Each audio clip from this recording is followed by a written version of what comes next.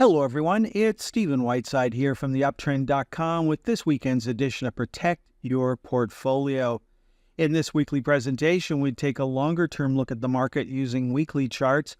We really want to filter out all of that market noise from Monday to Friday and just focus on the closing price from 4 p.m. Friday afternoon. Remember, that's the price that the professionals were confident enough to go away for the weekend and leave their investments unattended. So that's the price we want to focus on. Now, typically, we're going to spend less than 5 minutes in this presentation. Some weeks it'll be a little longer. Some weeks it'll be a little shorter. Now, we posted over 32,000 new charts on our website on Saturday. And for this presentation, I'm going to pick out the ones that help give you the best overview of what's happening in the market without having to look through all of those charts. Now, this is the last free presentation. Starting next week, it'll be a membership-only publication for $99 per year. If you sign up this week before July 1st, you can get it for $79 per year, and it will renew at that price going forward. To get that price, you need a coupon code of PYP-2024 and use that code, and you'll get it for $79. Now, if you're a current member of the Uptrend or if you sign up in the future, this publication will be included with your membership. Now, we'll start off looking at the VIX, or the fear index for the S&P 500. It was up just over 4% on the week, didn't close above the previous week's high, so no reason to get overly worried just yet. We're going to remain long-term bullish on the S&P 500 as long as the VIX does not close above 1502 this coming Friday. Now, looking at the U.S. market, no major trend changes this week. Little weakness in a couple of areas of the market, and the VIX had a little bit of strength, but not enough to have a trend change. The S&P 500 made a new high. The SPY hit 550 and pulled back. A lot of people excited. The SPX hit 5,500. It was some people had targets up at that level. I was interested in the triple Qs hitting 500. They got as high as 486, and so getting pretty close to 500 there before pulling back. Is it doable? Could we do it this week? Well, if you look at the weekly average true range, that's $14.21. So yeah, mathematically, we could certainly hit that target this week if the market wants to continue to move higher. We did see a big bearish reversal week for NVIDIA, so that could certainly be a test for the market going forward. Now, we saw very small moves in mid-caps, small caps, and micro caps this week. We saw both the mid-caps and small caps move up. They didn't close above the previous week's high, so not a lot of excitement there. And then we saw micro caps make a new low. So when you've got mid-caps, small caps, and micro caps all on sell signals, you have to consider that the risk-off trade. And so you know that investors are currently risk-averse. Now, looking at the percentage of stocks on the S&P 500 currently trading above their 200-day moving average, you can see that we were recently overbought and we've started to pull back. Notice that overbought area is certainly not at the level it was a couple of years ago, and the market at the same time, the S&P 500 is right up in the top right-hand corner here. So fewer and fewer stocks are moving up with the index itself, and you can see they're starting to come down.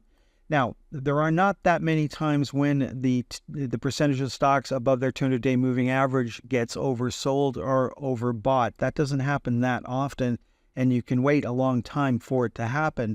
If we look at the percentage of stocks currently trading above their 50-day moving average, again, we were recently overbought, but the last time we were overbought, it was even to the less extreme than it was before, and you can see over here, and over here it was even higher, even though the index is making all-time highs at the moment. So when we get down to these levels, when the percentage of stocks currently trading above their 50-day moving average gets below 20%, that's when we start looking for low-risk opportunities, and that's the time and place when we expect the market to reverse. Last time that happened was last fall, and remember, we were bearish through September and October, and then looking for buying opportunities, and we got that huge rally that is still going on to this day. Now, moving on to the Canadian market, we only have one trend change this week. We had a sell signal in the small cap ETF. Otherwise, when we look at the percentage of stocks currently trading above their 200-day moving average, it's harder to get the Canadian market up and over these levels because some of the sectors, which are quite important to the Canadian market, can work in the opposite direction of the stock market. For example, the energy sector could be doing really well based on higher energy prices, which is negative for the rest of the economy and certainly the consumer. So it's harder to get extremes on the 200-day moving average. If we look at the percentage of stocks currently trading above the 50-day moving average, it is easier and it happens more often that we get overbought and oversold. And so last time we were oversold was back in the fall. We have not got overbought this year, but now we're coming back down. We're currently on weekly sell signals, so we may get oversold in the not-so-distant future. Now, looking at the TSX itself, it made a new low for this move, so second week of a sell signal. The TSX 60 held up fairly well, so no change there, still on a sell signal. Small cap stocks rolled over this week. They are back on a sell signal as of Friday's close, joining the Venture Exchange already on a sell signal, holding the 5. Now, you can see our mathematical target is 562.50, and so it would be easy to say that if we broke that 500 would be our next target. But if you look back here, you'll notice that 562.50 acted as resistance. So on the way down, it should act as a wall of support. If the low from back here is broken, then we can talk about a move down to test the October lows and potentially 500. But we do have a wall of support here before we get to 500. Looking at bank stocks, they made a new low for this move, and it was quite unusual to see a bank stock at the bottom of the performance list. The third worst performing stock on the TSX Composite was Bank of Nova Scotia, down nearly 3%. Energy stocks held their own this week. They were up by the end of the week, but did not close above the previous week's high. And looking at gold stocks, they held their own this week, up a little over 2%. The gold sector put in a bearish reversal signal 5 weeks ago. The next week was a very quiet week. It actually closed right where it opened, and it was an inside bar. So we were looking for a close above that high, the previous week's high, to nullify the bearish reversal signal, and a close below that low would lock that signal in, and that's what happened on the next week. So we didn't get a confirmation the next week, but we did the second week after. So we're in the neutral zone at the moment in the channel, so we're still on a weekly sell signal. That would change this coming Friday with a close below $19.31. Now, we're almost done here. The biggest loser on the TSX Composite Index this week was Canadian National Railway, down over 4%. Big move down and a continuation of a weekly sell signal that started a couple of months ago.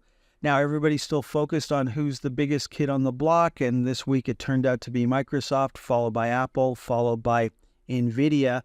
We did see a small pullback in the Magnificent 7 ETF. You can see that Apple reversed this week. It made a new high previously, and we closed slightly lower on the week, trying to get to 225. That's our next target on the weekly chart. Looking at Microsoft, our next target is 468.75. And then looking at NVIDIA, we put in a bearish reversal week, so that could be the potential top for this move in NVIDIA.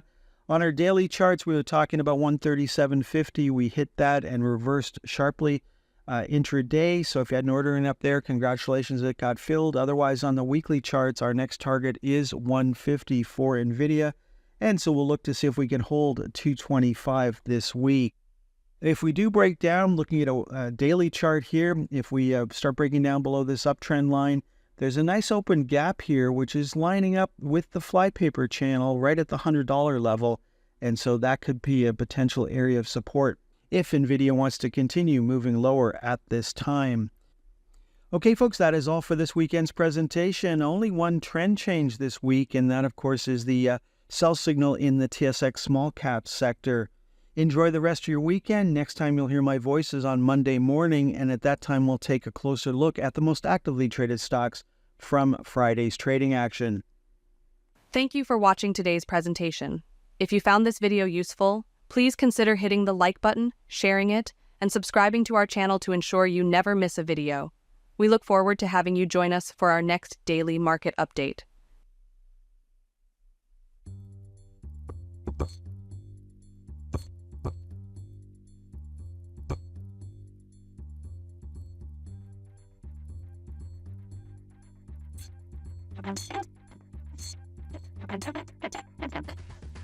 use and then use and it is should have to have a relationship